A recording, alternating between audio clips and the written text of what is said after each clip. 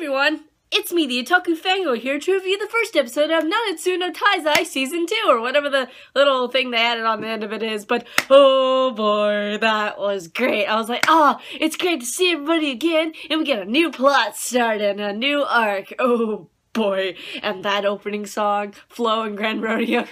That's so good. Oh, that's so good. But anyway, so with our first episode of Season 2, well, we kind of pick up where we left off, sort of, with, now, it's been, like, so long since Season 1, I'm kind of flaky on the details, but I kind of remember how it ended, but I'm like, okay. So, Elizabeth, well, she, is having this bad dream in the very beginning, where it's like Meliodas fighting this guy that we don't get to see the face of, and she's like, oh, I had this bad dream, that's probably not good. And I'm like, yeah, it's probably not, it's probably a premonition or some crap going on here. But anyway, the, 7 Deadly Sins are going to be awarded awards for what they did, and it's like, cool! And Bond's like, I'm leaving, and I'm like, no, you are not leaving, sir. You are staying here. But he leaves anyway. Because it's like Bond's one of my favorites. I'm like, no, you just, why? Why you gotta go, man? But King goes with him because Bond still wants to go to the fairy forest to see his dead girlfriend. And I'm like, what the heck, man? What are you doing? She's dead!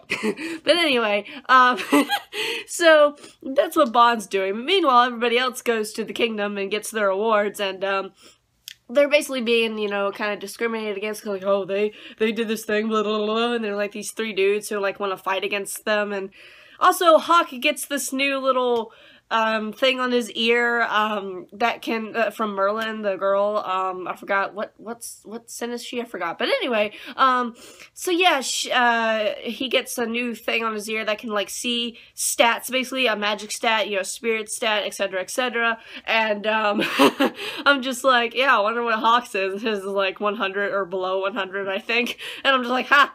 Funny. But, anyway, yeah, so, you know, looked at the stats of everybody, and he was so shocked that, you know, the sins are over a certain number. It's like, well, duh! They're supposed to be powerful! Duh!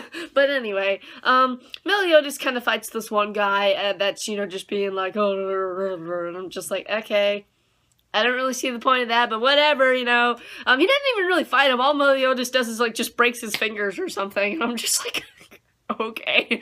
But anyway, and then those guys leave and they get their medals and everything's okay.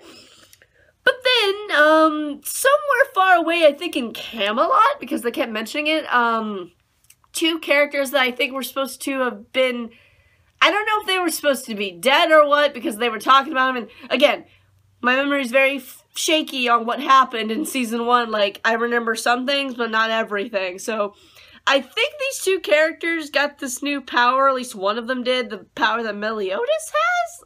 I don't even remember what it's called, if it even had a name.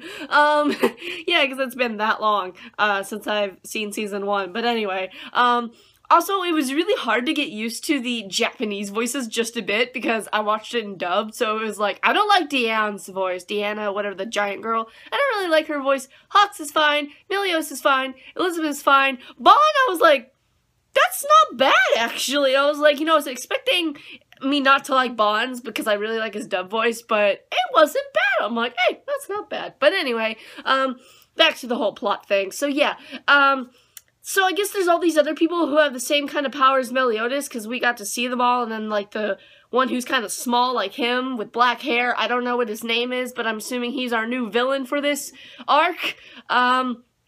Yeah, and he's got, like, a whole group of them, and including that one guy that has it on his eye, and then that other guy that woke up. I don't know who these guys were. I'm pretty sure they were in the previous season. It's just been so long since I've seen it, so I'm like, are they supposed to be important to this? I don't know. But, at the end, they all feel the vibration of them awakening to that power, and then Meliodas is like, oh no, it's them or something. And it's like, huh. So he knows about this, I guess. And I think they were using, like, half of his sword there to awaken the power, because I saw it, his sword hilt, I think. Again, I'm very shaky on the details, because it's been a while since I've seen Season 1, so I'm like, oh yeah, I guess that makes sense, sure, we'll go with that. But otherwise, it was a great first episode. I'm very intrigued now what's gonna happen next with having all these people with the same power of Meliodas, and then it looks like we're gonna have, like, you know, Meliodas' story with everybody, and then we're gonna have Bond, who is gonna be traveling with King, and some other girl, I think, is gonna join them, it looks like. And I'm just like, okay, I guess. So it's gonna be interesting for sure. And what'd you guys think of the first episode? What do you think's gonna happen next? Did you really like that opening? Because I sure did. And I'll see you guys in whatever I review next. Bye!